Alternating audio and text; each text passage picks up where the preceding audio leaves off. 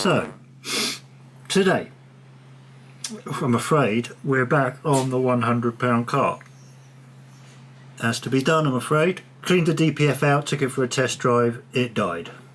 No response from the ECU, and that's about where it was. So, I'm not going to go into all the details of it. Very long, very boring. Managed to trace the fault down to this thing here. So this is the BSM, which is kind of a fancy name for a fancy fuse box with some relays and stuff built into it.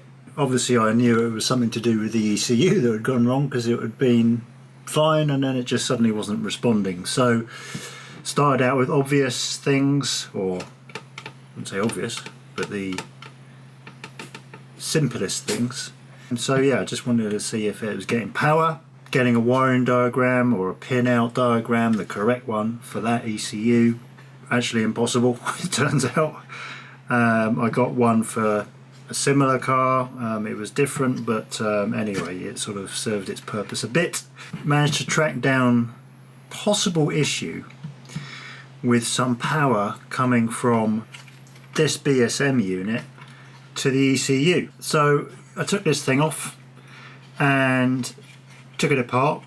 You can ignore this orange wire here, we'll get to that in a second.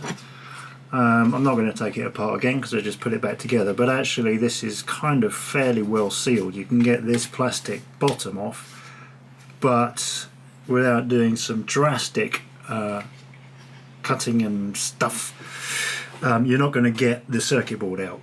What I was presented with was all of the solder joints underneath the PCB that's in here.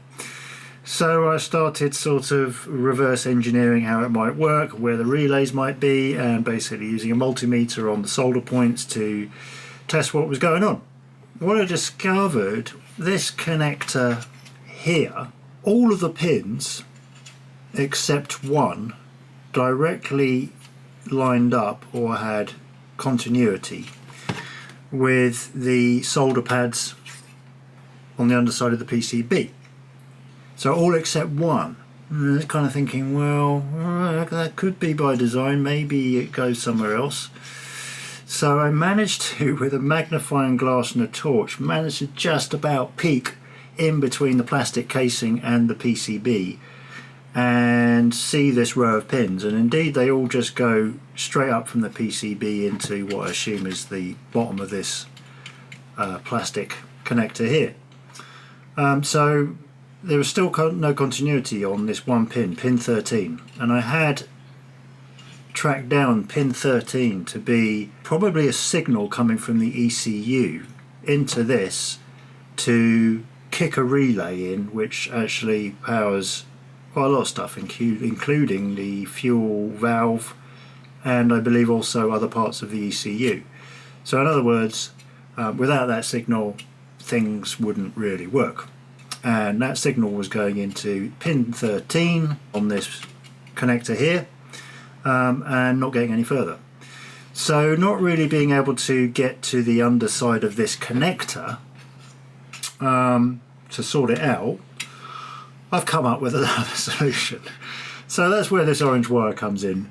Basically this hole here in the bottom I've drilled, which is directly above the solder pad for pin 13. I've then soldered onto that solder pad this wire, which we're just going to route externally and join that into the loom where the wire would normally go to the connector and into that pin. So we're basically bypassing that pin.